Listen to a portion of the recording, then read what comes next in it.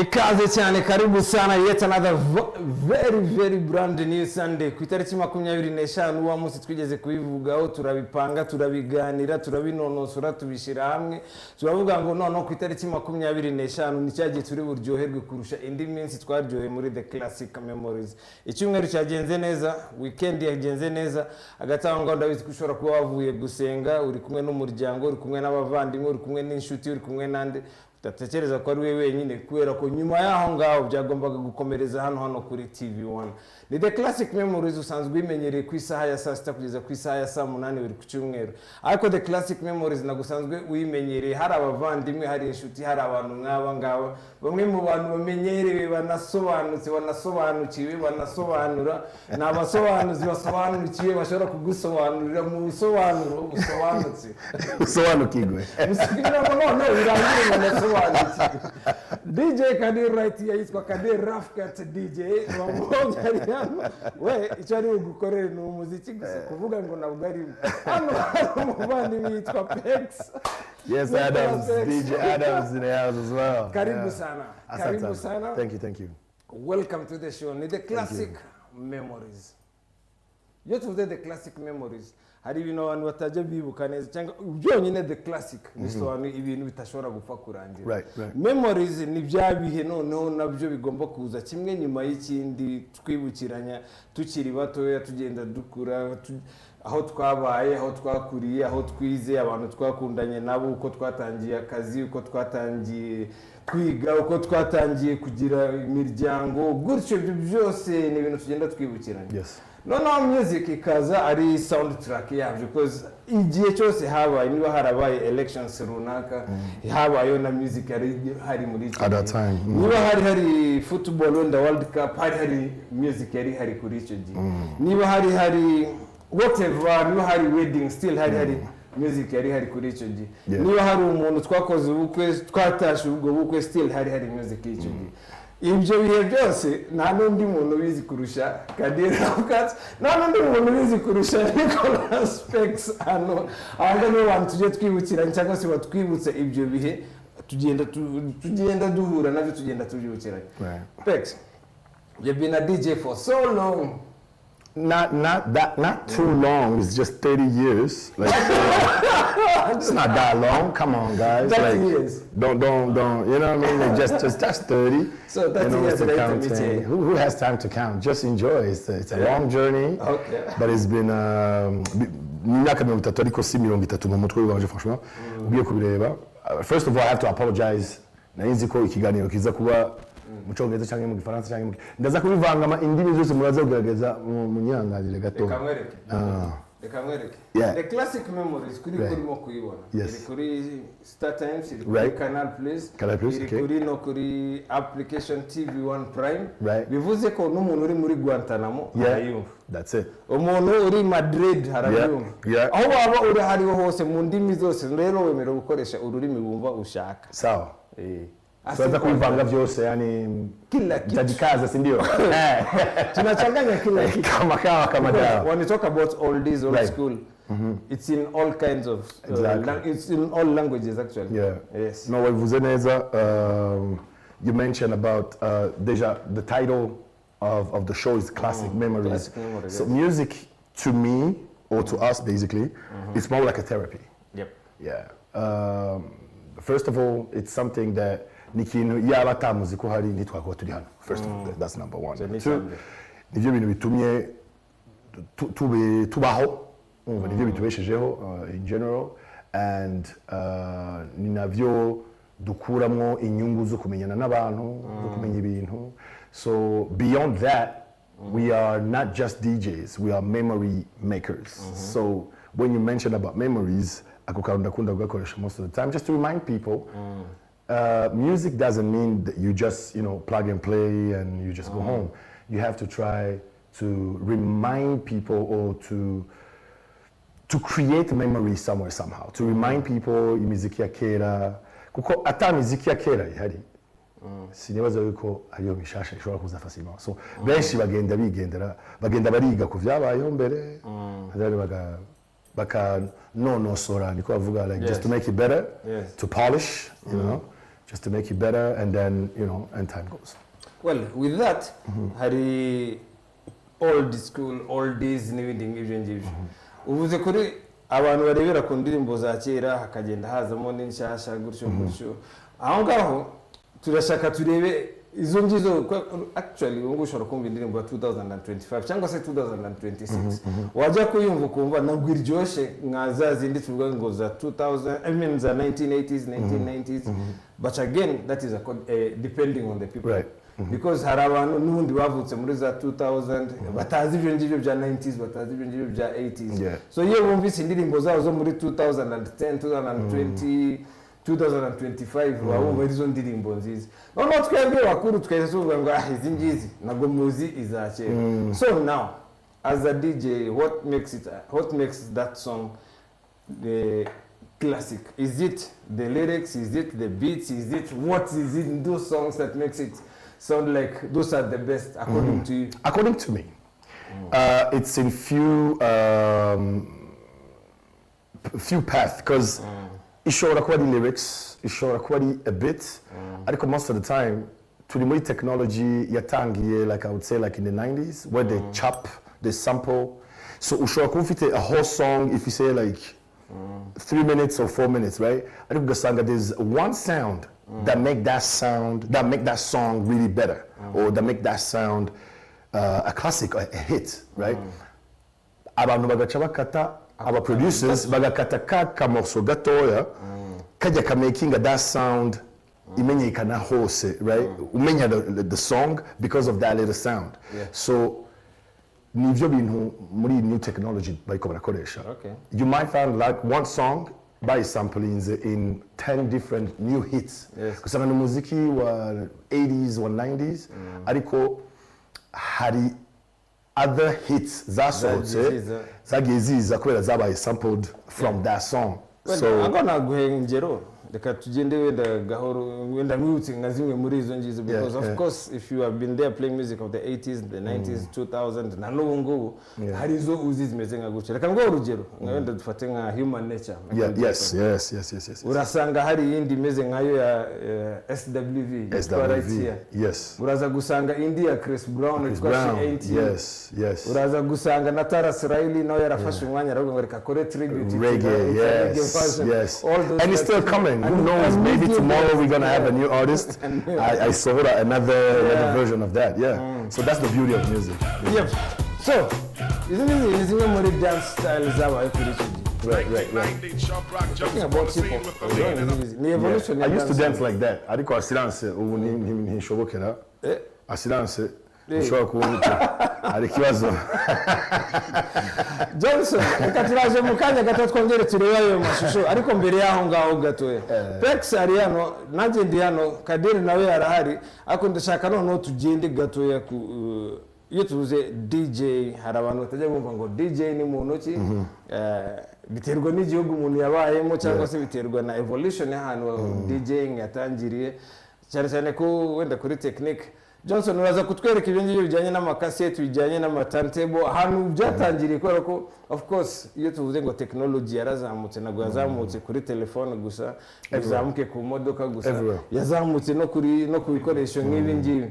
So Johnson, tujyane gatoya kuri izo turne disc turntables, tujyane ku makasete, nabwo turaza kubirebera hamwe, turebe ahantu bano bagabo cyangwa se ahantu ino music yatangiriye, mbere yuko tuza kureba noneho ku ba DJ, turebe ahantu bigeze, noneho tunagaruke kuri music, turebe n'ayandi mateka, ariko mbere yuko tumenya aho tugeze kuri ibi ngibi, cyane ko this is 2026. Yes. But in 2050, maybe this one is going to be something that even people don't want to know. Because as a haraji, ibindi bitandukanye n'ibindi. So Johnson, reka turebe kuri izo ngizo ama cassette, ama turne disc ibintu nk'ibyo. Cassette? Yeah, I used to have that. No, you see? Yeah, you can record at the same time, so sometimes you have to record live on radio. This one, No, okay, now that one, you see what I'm reminding you there is you like this song, you are a good DJ, you are a DJ actually, or maybe you are just a music enthusiast, ukunda music. Then urabizi ko hari radio imwe ni nayo source ya music icyo gihe internet nabwo iraza nabwo urabona ahantu turi uje gukura music uretse gatoya tuze dusubire kuri cassette gatoya Johnson katoze dusubire kuri cassette subira gatoya inyuma gatoya kuri iriya cassette injini Walkman katoze dusubire gatoya inyuma kuri cassette ubona icyo nashaka kukubwira aho ngaho urabizi neza ko music uri wikure kuri radio then that very nice song that you want to listen to the DJ on the radio akaitashiramo ikijingo Nicolas Peks. There was no Shazam. You have to take anything. Yes, you are recording that. Live, you record it live. The problem is you don't get the full song. No, you don't. You don't. Which we cannot translate. You are playing a very nice track. That is the DJ now in 2026. A very nice song. Then out of nowhere you chop it and you bring in another song. What do you expect the crowd to do? So, because I used to do parties on cassette. So you could play on these ones. I could play on this one. I could use my double decks. So the double decks was easy. So what you would do, Shazam. So you will record that song live. How you be host. So what you do, you take that cassette to the studio. It's with a studio at that time. You buy dandaza on a cassette. But if music on CDs on cassette. So you will go and tell whoever is recording, listen to this song. This is the one I want. Akaishira kuri list. Then ukamwumvisha music yours. You understand? You could just for you to have like let's say 15 songs. It would take you 3 hours. Johnson dukomeze imbere gato wenda iyindi ariko none tujye kubijyanye na music cyane tujye kuri iyi ngiyi wenda tujye ku maturne disc anga tugize mu mafilm wenda film turaza kuzizaho mu kanya VHS. This is VHS. Actually this one's ni kuri abantu ba movie cyane kurusha ukuntu ari abantu ba music. Johnson tujye ku bindi bya music kurusha amakassette amaturne disc gurusha zarazunguruka mu quartier zikazimira zikagenda. Johnson, CD. Right, wow, okay. Injura yibuka? Ndayibuka cyane. Ingi ikibazo yari ifise nuko the book we swag. Everybody will respect you in the neighborhood. Yes. You know what I mean? You will have to have a pass. Yes. Ariko ikibazo nuko wacutambuka nk'ikimuga kubera ugize movement iri briske igasimbuka. Ubu gutambuka arakaguru kagenda kagororotse cyangwa kagenda ifashe nk'igisi. Actually izingi zaje nyuma ya cassette. Yes. Johnson ntazi bene izingi zari ku cassette noneho. But the sound was even way better than what we have right now because CD. It's not that one. No, injini apana izingi hizi. Inji still ni CD. Discman, It's a Walkman. Inji ni CD. Turntables, those are classics. Yeah. This is the 90s. To me, no, it's not even in the 90s. That's way back. This is 70s, 80s. Because in my household, my dad used to have a turntable. That's my first experience in music, actually. He used to have like the Motown CDs, turntables and stuff, like vinyls. And that's my experience. Like most of the time, it's funny how I remember that. Yavuzu muziki imvura irikiragwa. Very romantic. I don't know. You have to vinyls zaba Nina Simone, like Otis Redding, Percy Sledge, Etta James, and like a lot. Anita Baker's, Zande, Lionel Richie. Very connected. Yeah. Those are classics. Okay. Johnson, when the dukomeze ahandi hano ariko noneho bijyanye na music ho gato still. Hari nk'ahantu inji ni dance. Let's dance gato Okay, sawa. Agatanga ngaho ikaze cyane nanone muri the classic memories. Nyuma y'utwo tuntu ubonye hari n'utundi tuntu uri ugende ubona imbere aho ngaho. Hari akantu kari kajemo kandi kuyunguyu who that? Mike Tyson. That's the age. Go ahead. Go ahead. Yeah, that's Mike Tyson. So when Mike Tyson angaho, the story still zaje. kandi ziza Tyson icyo gihe nibwo yakubiswe bwa mbere abantu bari bamenyereye knockout ko iyo yagiye ahantu ari ugukubita gusa ariko hariya ni 1990 1989 aho ngaho nibwo yakubiswe bwa mbere but again in that 1990 you are somewhere playing music or maybe you still remember a song of that 1990 no I was not playing music yet you are not ariko Kadir I think he was playing at that time no, I was not playing, but I was around. Yeah, I was around at that time. But still, again, at that point, there is a song that you used to like, 1990. Hey, that's the age. Reba, 1 second. Turi muri boxing, Malaysia. 1 second, yes. That is who? Milli Vanilli, yes. New edition, right? New edition? Yeah. New edition, such a jewel bahari. Bakira bapeti, yeah. Abari bahari cyane gose. Bobby Brown nago yararimo. Yes, he was part of it. From the get-go, bagitangira batangiye bafise nka 15. That was in the 80s. Yeah. Bako meruka garuka baje gukora iri album itwa Home Again irimo Hits Me Off. Yes. That's 1996. Yeah. We icyo Bobby Brown yari yavuyemo. Yeah. Icyo gihe hari za That's when he came back. Candy Rain. Candy Rain. Candy Rain, you know why? Because was Bobby Brown there? Yeah. No, in the group, New Edition. I don't remember correctly, but I think from the beginning, they were like really yes. When they started, they were very young. Yeah, Johnny very Gill, young. Ralph Tresvant, very kunga. Yeah. So Johnson, the katkuongere tujende gatoe. We go for something maybe 90s now. Then turagaruka mukanya gatoya turatugeze muri za 90s twongere tugarukeho gatoya turebe uko bimeze yes sir urimo kumva hano Peks ukagira ngo ntabwo ari ugere kuri kino cyuma nibyo utari buhagere neza ariko nanjye nibishaka ndahagera so Johnson twagiye gato. It's in the air tonight. Mwe ndimbo za Phil Collins na ndi kumwe n'umuvandimwe hano tutaragera kuri microphone tutaraza kuri set hano aho nyibutsa ngo bimwe mu bintu ngo how are you feeling? Amateka. Barakubaza bati how do you feel? Phil Collins. Do you feel Collins today? Okay. We do. Yeah, so that's Phil Collins. Mwe mu bantu bigeze no kubeshera ngo yari yahuye kubera urukundo. Embo yaragiye aragaruka. Koko se? Yes, sinjara Reba aho gatapana. Agaruka. Well, ahubwo turimo kugenda tuzamuka gake nguko nayikubwiye turi kumwe hano na Nicolas Peks Kadir Ruff DJs. Ariko numva ngo Kadir Ruff DJs nawe go ende nugo yacecetse ariko araza kutubwira impamvu ari Ruff cut cyangwa se atari clean cut atari clear cut atari iki quiet. Quiet cut. N'ibindi nk'ibyo cyangwa smooth cut. Smooth operator.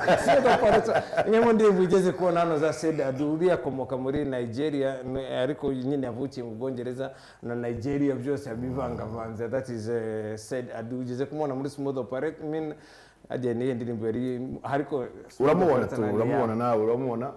cyangwa nawe ubona wamuhoye niwigirisha. Well, sawa. Nicolas Peks nguko nabibabwiye kuva tugitangira iyo tuvuze ama old school aba hari cyane suko inshasha zidahari nazo zirahari ku bwinshi cyane ko tugiye mu afro house ama afro beat ama piano whatever old school old school kambenyeretse zose rock aba DJ babiri ko bari hano zose izo ngizo ni ibintu byabo ariko kuri uno munsi twahisemo kugenda twibukiranya ibyo ngibyo bya kera uko byagiye biza kugira ngo tugere kuri ibi ngibi bishasha tugezeho kuri uno munsi. Muri icyo gihe hari amateka hari ibintu tubona ubu ngubu wenda abantu batekereza ko ari bishasha bende cyo navuga nuko ni version nshasha. Abakobwa n'icyo gihe bari bahari kandi bizwi cyane ngo aba DJ bakunda abakobwa n'icyo gihe aba DJ bari bahari so abakobwa sinzi nawe niwe barakundaga aba DJ kuri icyo cyangwa aba DJ bakunda abakobwa ariko ntacyo nabyo birimo abakobwa ariko nanone ubu ngubu bishobora kuba nubwo wenda abantu batabibona gutyo ariko in the real sense ni gutyo byakagombye kuba bigaragara cause reka mfate nkanjye mfate nkawe mu myaka dufite hari igihe byabaye ko kujya muri club cyangwa kujya muri night club bifatwa nkaho ari uburara ariko ubu ngubu ushobora no kubona umukobwa wanjye wenda turi kumwe muri night club ushobora no kubona wowe ubwawe warabaye inspiration ku bandi bantu iyo journey urwo rugendo rwawe kuba DJ from home wenda muri abarokore cyangwa se muri abandi bantu iwanyu wenda papa wawe ari nk'umukanishi cyangwa se ari umucuruzi wowe ukabireba byose ibyo ngibyo I'm going to music. How wowe wabitangiye gute kugira ngo noneho turebe hari n'abandi babitangiye gute just like an inspiration or maybe you are way as a DJ. So my story is very simple. I was lucky enough to be born and to grow up in a family that loves music. That's number one. And parents that are really like open-minded. But they were open-minded for a certain level, you know, because I was very, very young when I started, like I was like 15. So my big brother, Unduta, 8 years, he's the one who really started it like as a DJ back then. And he was doing like radio, he was doing the clubs, he was doing a lot of things. And I picked a little bit from him, even though he didn't want me to pick on him because he not even basically your parents, but your big brother. Yeah, he's my big brother. What was he hiding? Like that means like he's seen the industry how it is, and it was like, nah, this is not good for you because you're my young brother. You still go to school, uniform and everything. So if you go into this business, you might get disturbed. You know what I mean? You might end up into some not clean type of things, right? So I was lucky enough to be smart enough to zigzag to go around, And when the family realized that this is something that I really like to do, that I'm not just doing it for the spotlight, but I'm also doing it for the opportunity because no passion, but also to kumenya the gift that you have. Sometimes it's a combination, and I was lucky also enough to have good friends that pushes you to a next level. They keep, telling you, we know you can do it, so keep doing it, right? And I started like that, I started like that. The journey has been long and marvelous. Okay. That's what I can say. I'm still learning a lot of things. I can never take any opportunity for granted, and all the down situation in the industry, which are many, there are a lot. Listen, there are a lot. If you want to be a DJ, be careful. Okay, go easy. It's not. I'm talking about to the young ones that feel like they think it's just a spotlight. We are here, have a good time and everything. There's a lot of work behind the curves. You know what I mean? Like there's a lot of preparation. You have to be mentally stable and mentally strong to face this industry. It's not an industry for kids, but you have to stay focused and learn and like keep your mind open. Keep your mind open because it's involving a lot of things. Very patient. Very patient. Yeah. With all that, whatever we're talking about, this only when you come to the social media side of it, we only see the good side. Right. You only see a DJ playing music, people dancing, people having fun, and after that, you don't know what that DJ goes through. Maybe before or even after that, or even during that session. Now it's even better because now they have social media. Back then, we had to print black and white flyers, right? And ugachufata idia marker. Highlighting the dates, highlighting the name of the soirée, of the event. Then you have to go downtown. On a petit bidoma, les enfants soleil, right? So for them to get something from you, you'll be like, I give you 500 flyers, ugenuzishire ahantu hose mu muji. Ariko kenshi wasanga bazishize no ku mamodoka ya polisi byatubwira kwazo. Cyangwa ku mapolisi. Ça petit ayishize kuri ambulance malesh. Ariko nacho you need promotion, urumva? Who knows? Maybe the driver want to go out to have fun. So twagira ibibazo byinshi byo kumenyekana kugira ushobore kumenyekanisha akazi uriko urakora your event. So we came from far. Now you can be in your living room, in your boxer and just, link with the whole world. The whole world, like yes. 40 million, like that young guy. Because actually that is another challenge. Apart from yonje no ni challenge yo kuvuga ngo ugiye kumenyekana uvuye ku rwego nta buryo bwo kumenyekana social media ntayo kubwira abantu ahantu uri buje nabwo bikunze ariko nanone ubwo ngubwo nubwo turimo kuvuga ko kumenyekana byari bigoye ariko niba bigeragezaga kumenyekana yamenyekanaga kubera ko abishoboye akenshi ariko ubu ngubu ushobora kumenyekana ariko ukamenyekana utanashoboye niyo ngorane sasa en fait that's a good point uzanye because we grew up in the industry y'umuziki when you have that gift so at the end of the day the dream that I still have until today it's not kumenyekana but it's kumenyekanisha akazi niko ndakora you know don't forget about me but focus on my work you know what I mean just focus on my work that I'm providing don't go in through because the problem ichi haba nuko most of the time people ended up showing themselves to an extended level where people are not focusing on the work that you're providing but your life they will go through your life they want to know what you're eating in the morning because that's what you're showing them so basically you're allowing the whole world to be part of your real life your privacy and then you get surprised that you can't even go around and have your tea or your coffee in the neighborhood and stuff like you can't do what you used to do what you used to enjoy to put it maybe like that part that I just talked about. Let me put it in Kinyarwanda so that people could understand it well.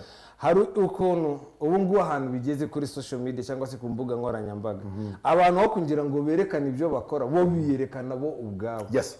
DJ cyangwa se nundi muntu ukora any job let me not even include on the DJ, talk about only DJs.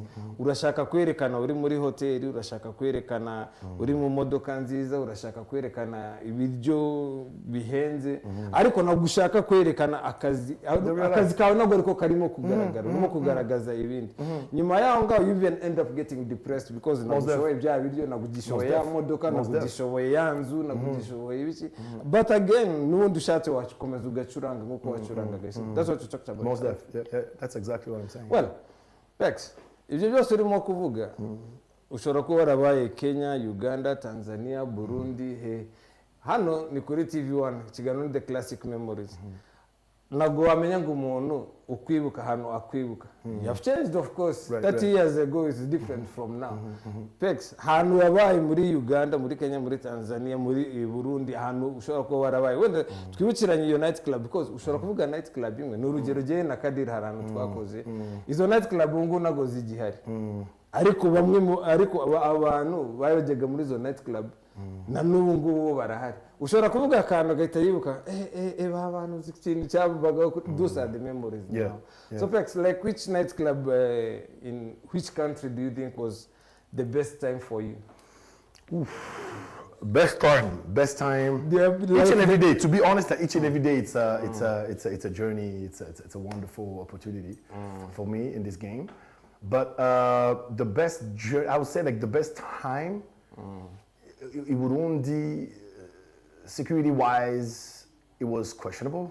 You know, it was up and down, but it was super fun. Let me tell you something. Yeah, I'm talking about like late '90s.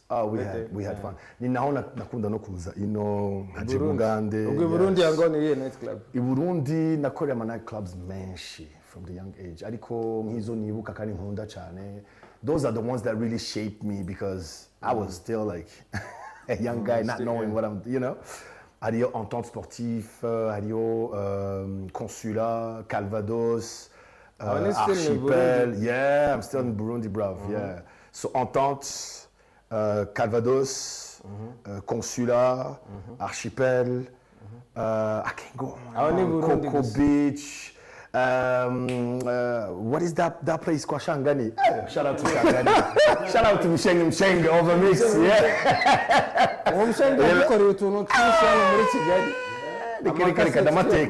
amateka I have an award for you ndafise agakombe ndagufitiye mshenge wewe jikareme wacha kwanza nimalize hii tulia kidogo nakuja much respect big up to yourself bro yeah man and big up to all the DJs actually that we worked together back then like, you know haraba bivuyemo haraba kibirimwo you know nka nka Kadir yatanguriye ubu barahamenye hari farmasi ni kera cyane ariko yeah nuwake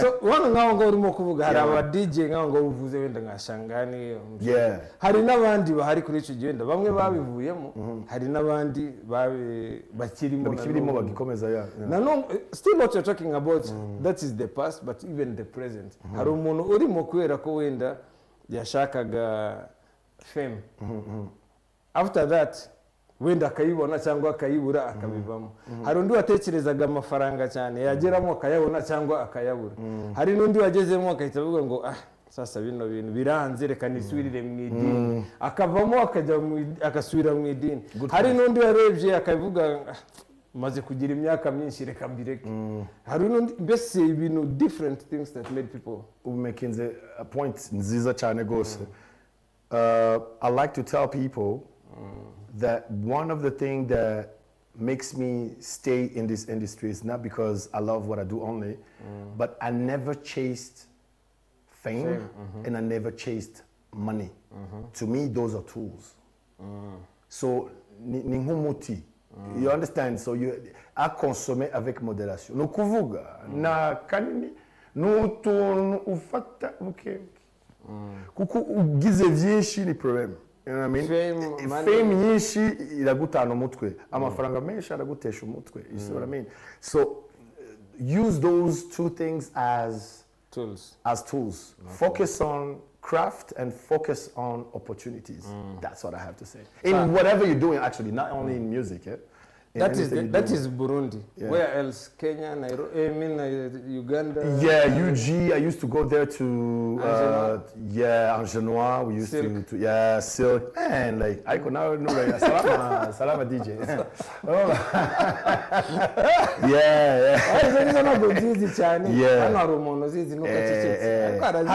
Indeed, 2000 something. Nairobi ongo changa. Here in Nairobi, I think. Florida 2000. Florida 2000. Nairobi. Yes. Yeah. Even the business. Hamova. How do you name this called boomerang? Yeah, boomerang. Yeah. No, can't you see again? They would call because at that time, I was still young. And again, they mostly to collect music. Okay. You know, because at that time, he tried to say access to internet, as you know. Internet, so ariko Kampala and Nairobi bari bafise a big number of people that live abroad, even at that time. So benshi bagira ama back and forth baza batayiwabo bakazana imiziki mishasha. So je naba oblige yo guhaguruka nkava i Bujumbura agenda kuyishaka naishaka nkicara 4 days kurondera shout out to DJ Shiru.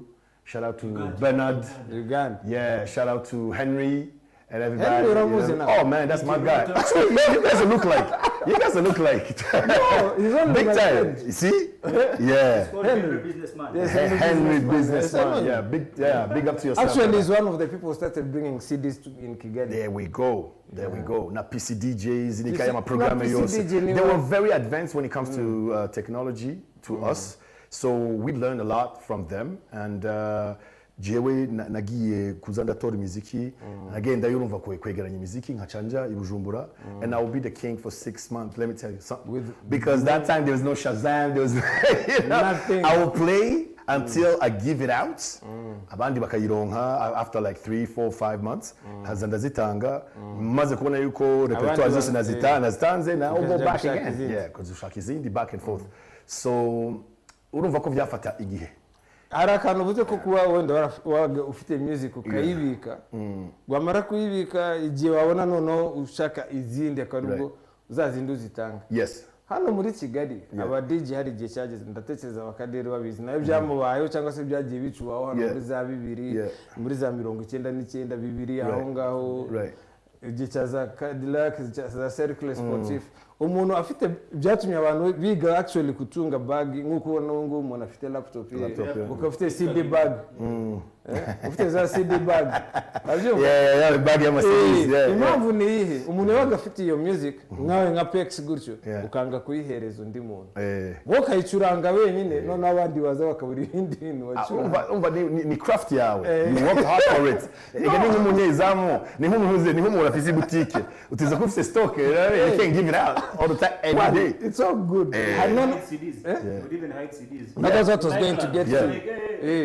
cyangwa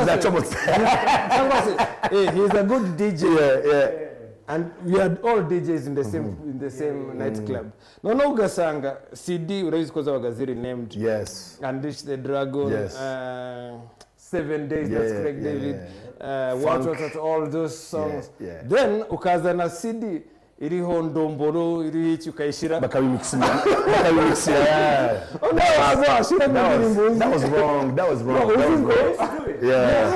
that was wrong ariko nowadays urumva the advantage that we have ni nko twako turavuga ko the technology evolves now we have dufise n'amatelefone ashobora kubujamwo 1 terabyte you know what I mean and I remember that time I used to move myself from Bujumbura to Kampala just for 14 gigs 14 gigs akabezi muri Bujumbura gushika Kampala like you need trip your whole week you know ariko ubu ngubu ushobora kuba wicaye mu cyumba ukadownloadinga easily 250 gigs in one day. Icyo gihe turimo kuvuga wenda DJs don't know that thing happened ariko byabaye ubu ngubu waricara akadownloading indirimbo akabona indirimbo nyinshi mu minota mike ariko icyo gihe na CD yo kudownloadinga one song byatwaraga hafi nka all day nijoro wagenda ugashiramo imiziki nijoro hari gihe you come back next day internet ngo irahari yihuta uri ukadukoresha live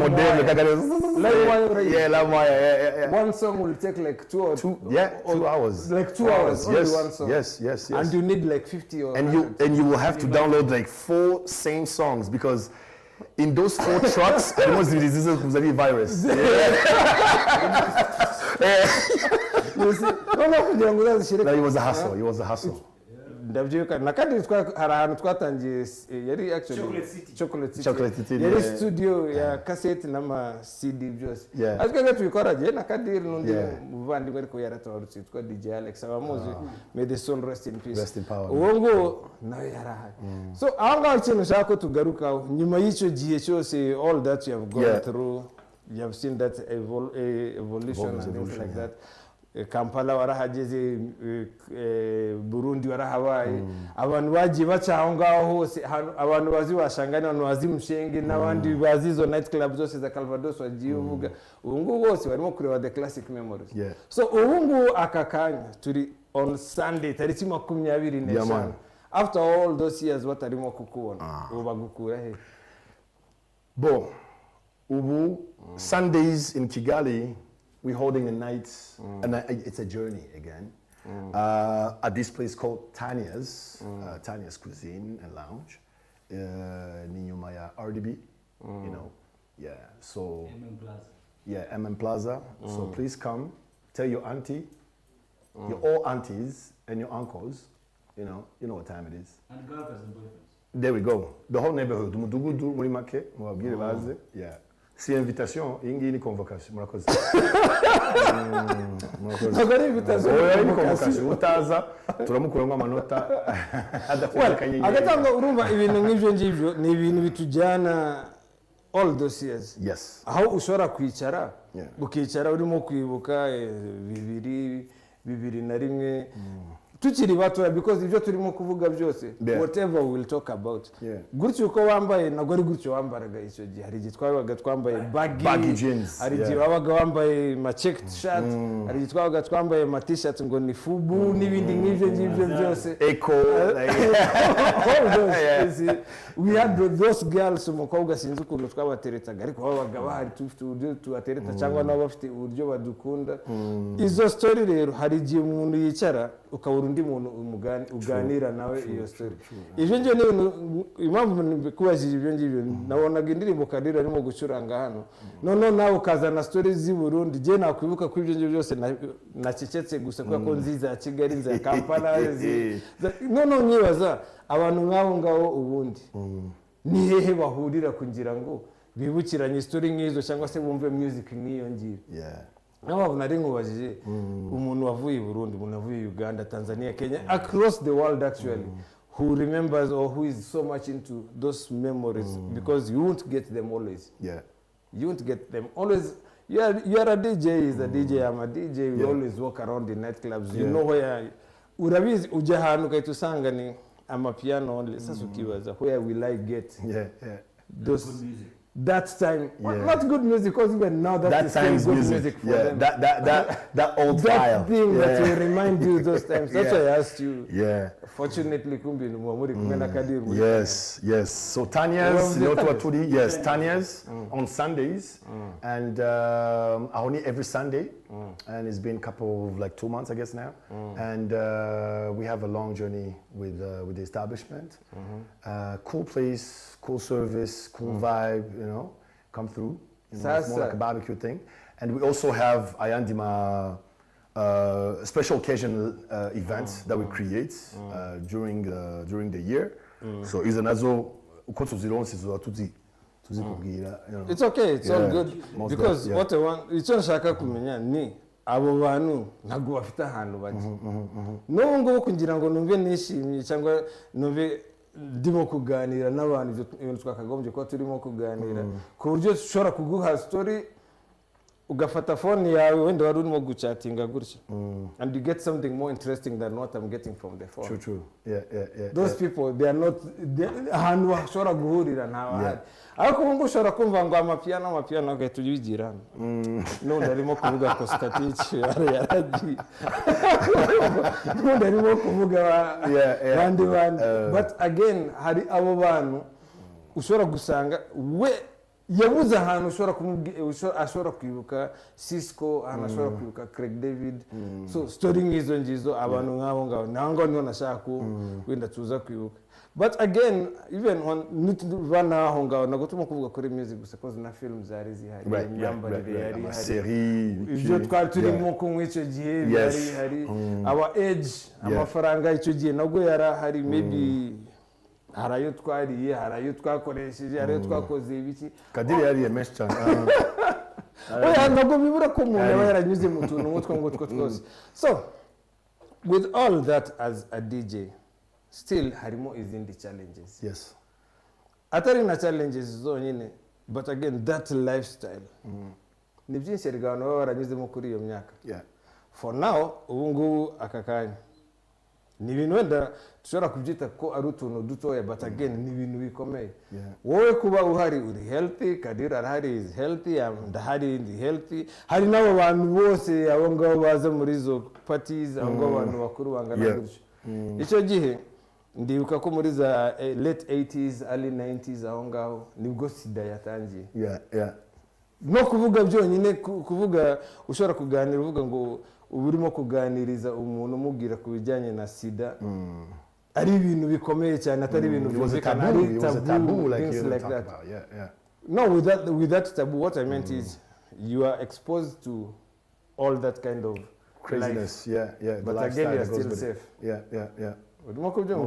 you're still safe now people are exposed to that information but they are not safe how did you go about it okay it's discipline now I would say it's a discipline you know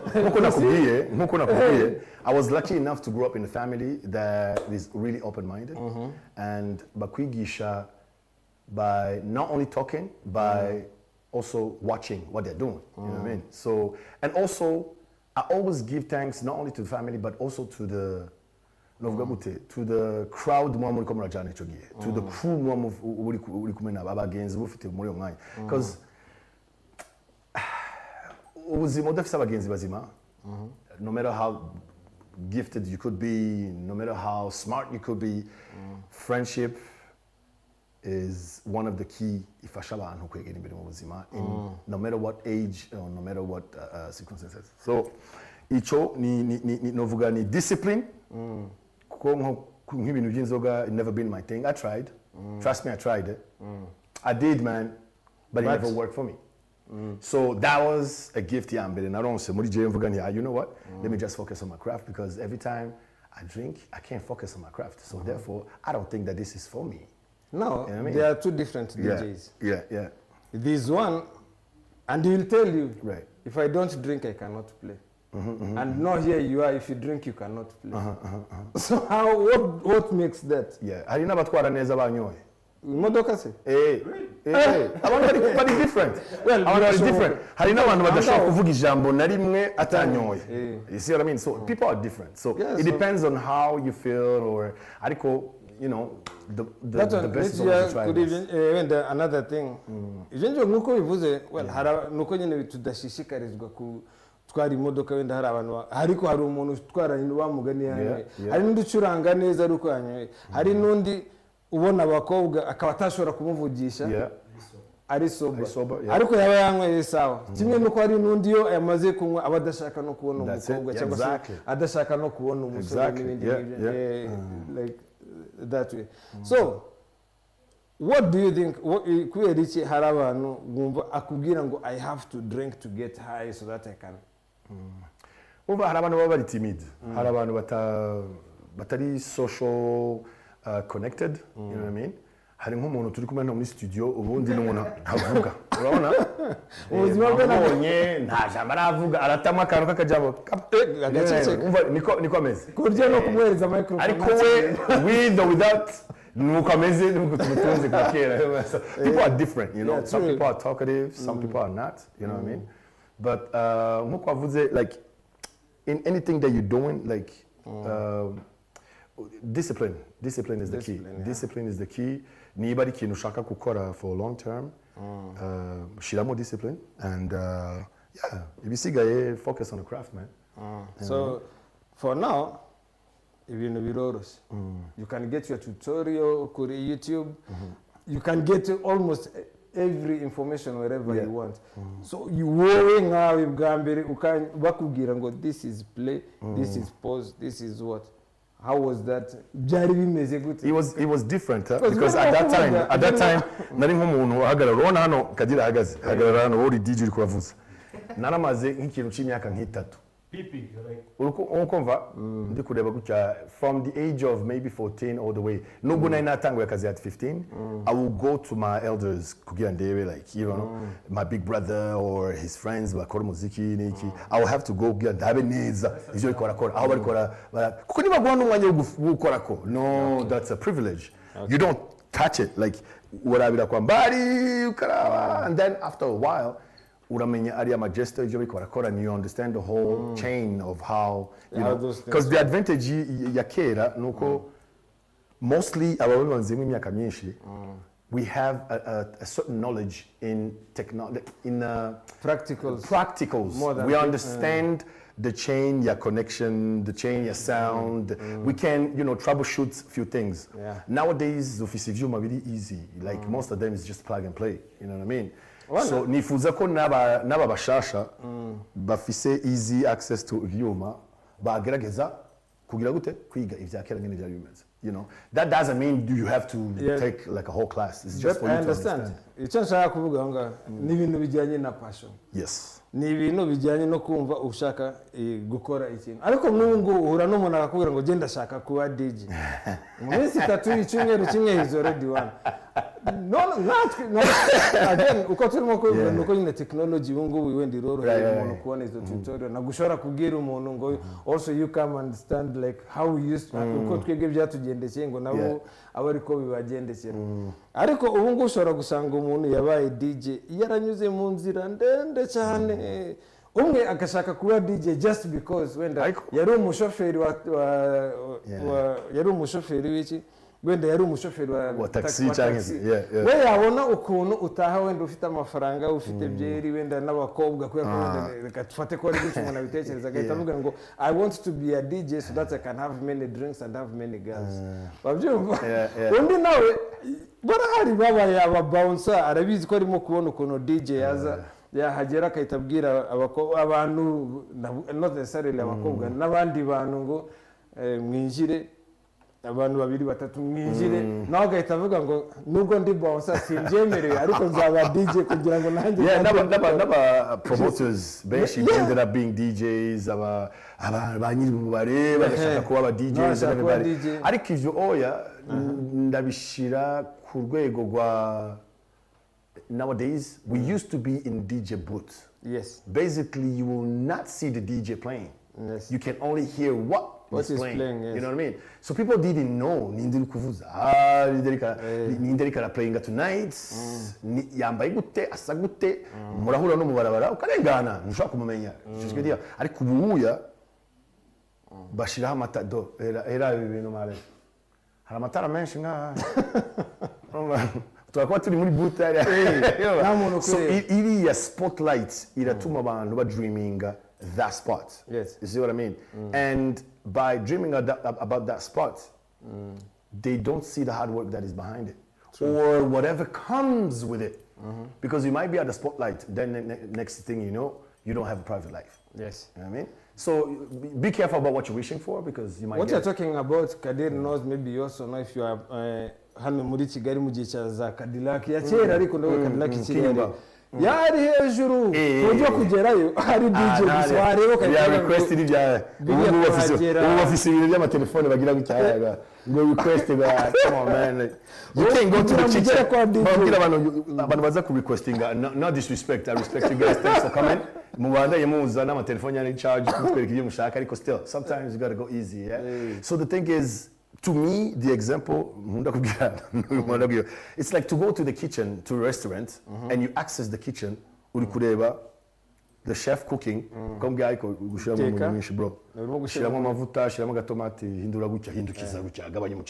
So you can't do that in a restaurant. Why do you want to do it in the club, in the lounge and everything? Yeah, it's a good thing to request. You cannot even do it in a bus while you're traveling to. You can do it. You can request and everything.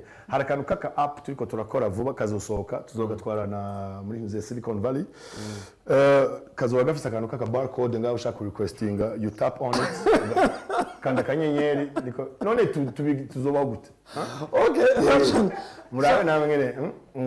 Because maybe I don't know which is the best time because now in the today right those years yeah za Burundi Rwanda those old days because we have been turi mu bantu batoya cyane katugende no ku bantu bakuru tugende no ku batoya like that and then sinzi ngo turajyayo ariko barahari naho ngo abantu bakuru iyo myaka turimo kuvuga we are talking about people who are over 50 30 40 abo ngabo well ango bavuze wenda nka 10 years wahavuze so abantu baba bahari what kind of music do they expect to get? You tuvuze all this old school because you are the biggest, I guess. Not even I guess. I think I'm very sure of that.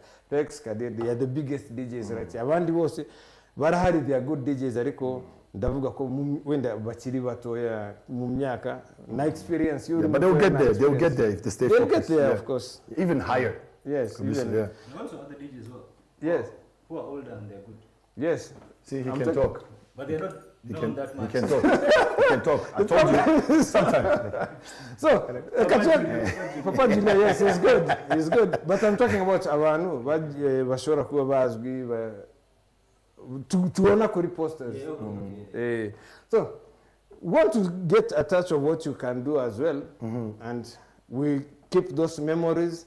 Remember, aho ngo urimo kuvuga ushobora kucurangira abantu nga 200-300 ariko hanga I told you it's across the world. Yeah. So hello umuntu wakubonye i Burundi ungu akaba yibereye Nairobi arimo kuvuga ngo Peks anyibukije because icyo genda bizi iyo ngiye kuvuga wenda ibyo ndimo kuvuga bimwe twagiye tunyuranamo na Kadir n'abandi ba DJ wenda bahari ubungu ni hahandi umuntu ashobora kukureba ubungu ku myaka dufite 50 49 aho ngaho damn yes. 50 okay me I'm 50 abyumva so 25 25 okay how you doing sawa okay so urabona muri iyo ngiyo there are those people ubu ngubu they are working hari ahantu barimo gukora bafite they are responsible people, they are fathers, they are mothers. Ariko kuri icyo gihe ashobora kuba yaratorokaga ishuri aje muri night club cyane. Abyumva? Uwo muntu ubu ngubu kuri no saha arimo kureba the classic memories akahita avuga ngo man, uzi indirimbo ya Craig David iyo ndirimbo narayumvaga. Hari nk'indirimbo nibuka yitwa Umbala G-string ya Chico.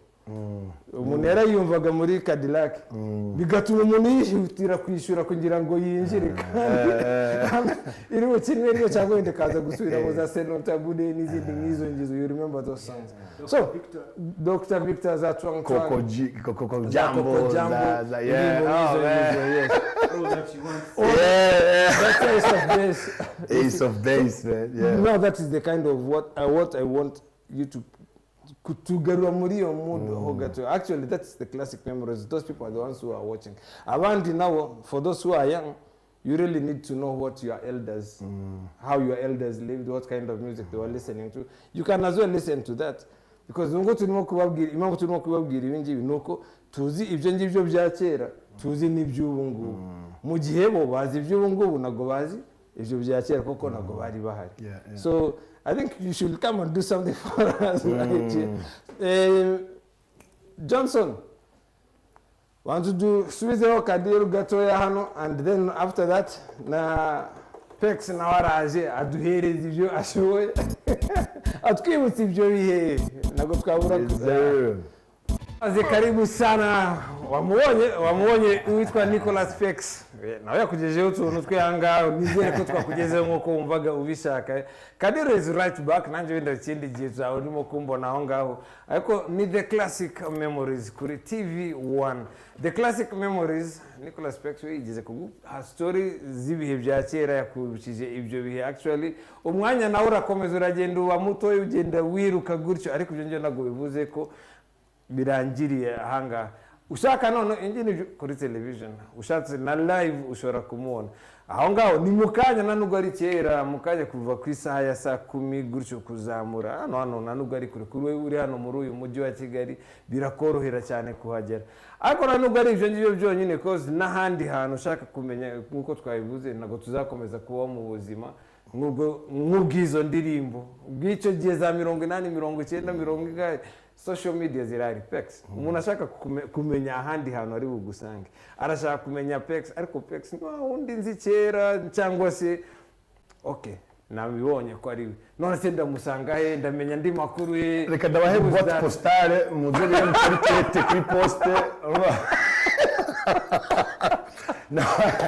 No, like I'm very old school, but I'm trying to catch up a little bit with the technology. Post office box. So, post code ndaiba Rugiga kawarua Telegram. So, most of the time what I use is Instagram, and you can find me at Nicolas Peks. So Nicolas.Peks. Nicolas, that is Nico. Nicolas .Peks. Yeah, that's on Instagram. And Snapchat and TikTok sindashikayo ngaho. Yeah, sindashikayo ako di hafa ndi mwikorosi nyine mwe murambona soon sivyo. Facebook. It's been like 5 years I don't use it though. Yeah. Huh? But you have somewhere. Wewe utanitafuta utanipata bana vipi bana? Nicolas Peks. Nipo pale pati. Kwa Instagram sana lakini. Yes I. Instagram most of the time. That's the Novuga. The platform that I have artistically, you see guys, it's on direct line, man. Like, come on, man. Kuri phone yao. Angore katwetu yiretse ho gato. Uretse bana. Usiweke dadi. Kadir. Wewe ni Kadir Ruff cut everywhere. Kadir Ruff cut. DJ. Yeah. TikTok everywhere. Okay, Kadir Ruff cut. Kuri TikTok, kuri Instagram, kuri Connected Uncle. Kuri Facebook, YouTube. No kuri YouTube. YouTube as well. Oh, si Kadir Ruff cut DJs. Weja onga non-stop mixes are zirari. Yeah. By the way, check the mixtapes. These guys have a lot of mixtapes. Check it out, man. Check it out. Go there. Ichara murugo tuzashiraho we shira ukwako ni Bluetooth. Urabibona Bluetooth kubitema. Shira utuze ibindi ngo indi ndirimbo se ndatekereza ngo ni iyi. Harababitekereje kera babiza ngo. Yeah, seri muziki hano haki black. Ariko umva. Okay. Ujyayo tu. There's a connection between DJs and dancing, DJs and musicians. Because hari n'abandi bitwa aba DJ, no, akaba ari na musician. Yeah. Wowe ikindi kintu, apart from playing music, you can be a DJ, you can also sing, right? Ndi muntuze, ndi mu veterinary ndotsa. Over. Eh? No, like if you muziki nabigiyemo. En fait, okay, this is the thing. I don't like to box myself into just one thing. That's the reason why I have a hard time to even have like a social media thing, because I wake up sometimes and I want to draw, and I woke up sometimes I want to fix. Sometimes I want to do the production, but most of the time it's more as a DJ. And muri iyo myaka curiosity, there's a time I was doing the live show as well. I'm hoping that sometimes this year I might have a performance show. Because the last time I think, like performing with a couple of artists. I have a few artists that I'm in touch with for the few years. So the major thing that people might not know is that I'm perfectionist. That's the problem that I have. Perfectionist? No, perfectionist. Perfectionist, So okay. iyo nayo iraguhagarika. Nayo ni ikibazo. Ni ikibazo. So muri production ndafite utuntu twinshi nagiye ndakora for the past few years here in Rwanda and elsewhere in Canada and Europe and stuff. So ntiturasohoka because of that problem. Okay. So we might fix that problem in 2026, and we might have a show sometimes. Okay. Yeah, on the You're journey. looking forward to that. Yeah, on the journey. You're looking forward to that. So hagati aho ngaho hari ibindi tuvuze ngo tugiye kujya muri old school, muri oldies, tuvuge ngo tugiye kujya muri stories z'umuntu. Nawe nubwo yabakira umwana ufite imyaka 5, kuvuga ibintu byose yagiye akora ni ibintu bigoye cyane. Gufata nka Peks ugafata imyaka nka 30 muri music ni ibintu byinshi cyane. So to summarize all that, he's a DJ. Ushobora kumusanga ahantu akakwibutsa ibyo bintu, mukicara mukaganira, mukumva iyo music, mukumva bukibukiranya ibyo bihe byiza.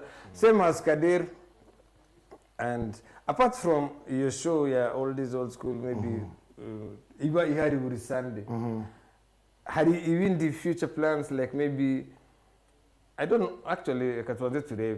Izo umaze gukora, izo mumaze gukora, cyangwa se izo mukora. Yes. Abantu barabyishimira. I hope so. Okay. If yes. I need the comments. If yes. If yes, hari izindi muteganya? Nizinshi, ariko it's hard for me to not like right now. Talk about it right now because it's involving my establishments, my organizations, n'abandi bantu bikora. But it's it's cooking. It's cooking. It's in the oven somewhere. So sometimes you guys gonna be having some good vibes, There's a challenge. We're cooking some stuff as well with Kadir, some different venues, different places, different crafts. There's a challenge. Yaba DJ. Maybe you tuzagenda tubiganiraho ikindi gihe because ubungu turimo kuvuga old school ariko nukwera ko turi muri the classic memories. Right. Sasa kwa ko je nzi ko turi muri the classic memories nago nigeze nkubaza ngo which is the latest song by Chris Brown. I did not ask that because I know that we are in the classic memories. Now, Nicolas Peks, DJ Kadir, cyangwa se Kadir Ruff DJs. We aja afata umwanya akicarana na boss, mwicarana na boss mukaganira. Mukavuga ngo kurakane dufite old school. Mukagenda mugiye gukora old school na posters zihari n'ibiki byose bihari. Hagera saa 6 z'ijoro hakaza umuntu uvuga ngo but I want the latest of by Chris Brown. That's totally normal. What happens iyo bigenze gutyo? How, like a DJ, how do you No, that's something that we're facing all the time. So some people are very critical on that, like give it a big deal. No. At the end of the day, we are in this industry for main reason, for the people, right? So niba wategemea yuko no musuza kuvuza ivyo uvuza and then bigahinduka ni nkuko umuntu yakubwira tegura old school night and then you have a full house of people from Asia that don't listen to my piano, that don't listen to your classical songs. They have their own songs, you know what I mean? So you're going to tell me that you're not going to listen to their request if they tell you, if you have an internet, you're going to do it. So sometimes we have to ni kubalance en fait. kugira Yeah. It's just flexibility. looking for like a balance twakumvikanamwo. And sometimes the good thing is that we have something that is called stems nowadays that can allow you in music technology now yo gukuramo amajambo abari mu ndirimbo ugasigaza the beats cyangwa ugakuramo the beats hagasigara amajambo. So aho ni ucumenya how to juggle a little bit, you know, because sometimes you might face 3 different generations, but again you can't make everybody happy, but at least you try your best. Okay. Keep trying. Sawa. So ahonga niko kanashaka kwerekana ko habamo izindi challenge yuko wowe ushobora kuvuga ngo ugiye gukora old school. Yeah. Ukayikora neza cyane. Ariko noneho wamara kuyitegura wamaze gutegura hagera cyagihe umuntu yaje kimuzanya ari old school akisanga out of nowhere hari umuntu ngo kubera ko ari inshuti ya boss cyangwa iki yabamubwiye ngo kina amapiano yakureba akavuga ngo Peks, I came here for old school. Now what are you playing? Wabyumva? No, undi muntu nawe akaza akavuga ngo okay, I came here to spend. No, look at the music you're playing. I even don't know what you're. I want a piano. So, yes, ibyo birashoboka kandi biranashika most of the time. So you have to know, nibyo ndavuga ko you have to know the balance. Okay. You have to balance sometimes. Throw some things because hari abantu baca bashiramo classics za ndani cyane gose zizi abantu bari ariko iyo ugerageje gukoresha za classics ziri hejuru abantu bazi cyane, sometimes people, you know, they flow with it. Okay. They flow with it. So what will you choose? If you are to like, well, to make things easy for you, uvuze ngo urashaka old school, oldies, things like that. Icyagushimisha nuko araba oldies gusa baje, right? To be honest, not necessarily. I've been in between. You know, I've been in between because the hard time for us is to follow what's coming now. Because of why? Because back then we used to have less music with a lot of time. Okay. Now we have a lot of songs with a short time. Okay. So it's a crazy balance that we have to face with it. But So there's so many people who also love like good music. okay, sasa Ariko niba muretse avuga subiramo anyway, so bonero umwanya wo kugushimira Peks. Yeah, man, bonero bless. umwanya wo gushimira Kadir. Time is again it starts, of course, when you have some Appreciate precious you. things like this. We'll come back. Talk We'll come back about the sometime classic. soon. That's what I was going to say. Yeah. I am sure next time, once you have that good time, you'll be muzaza. No, this journey cannot Yes. be like in 2 hours. There's no way. So, There are thanks a lot chapters. for It's the next taking big special. out because TV1 DJs special. ni abantu bafite imirimo myinshi cyane. Yes. Nijoro ushobora kwisanga waraye ku kazi saa sita uri hano, Yes. and you have to take time to relax, rest and all that. Yeah. So thanks a lot for your time. Thanks Anytime, a lot. brother. Thanks a lot. Blessings, yeah. Blessings, Asante blessings, sana yeah. Kadir, thanks a lot Yeah. for being part of the show. Kadir, thank you very much for your 3 words. We appreciate you. So thanks a lot. The classic memories byo nakagaruka. The classic memories no ku cyumweru tuzaba turi hano. The classic memories ni wakunze Nicolas Peks, ni wakunze Kadir Ruff, ni wakunze ikiganiro muri rusange uko byaye bimeze kose bitari na hano honyine n'ahandi bakubwiye n'urugero bakubwiye hano kuri Tanias bakubwiye n'ibindi bizagenda biza. Nicolas Peks wamusanga kuri Instagram mu gihe ari Nicolas Peks, mu gihe Kadir Ruff DJs ushobora kumusanga ku mbuga nkoranyambaga zose. Ushaka non-stop mixes wamusanga kuri YouTube. Je ni bisanzwe cyane ni hano kuri TV1 kuwa mbere kuwa kabiri kuwa gatatu kuwa kane kuwa gatanu ni kuri radio, that is Radio 1 91 the evening rush. So asante sana, have a very good Sunday, keep enjoying, have a very good time. Asante sana once again. And on Tuesdays, I'm at Dantes as well. Well, Dantes as well. Dantes. Kimi Hurura, yeah. So So- come check it out. Come check it out, the vibe. With Nicolas Peks kuri Instagram, keep following uramusanga aho agiye. Thank you. Kadir the same. So have a very good time. Thanks a lot for being part of today's edition, and yes, see you.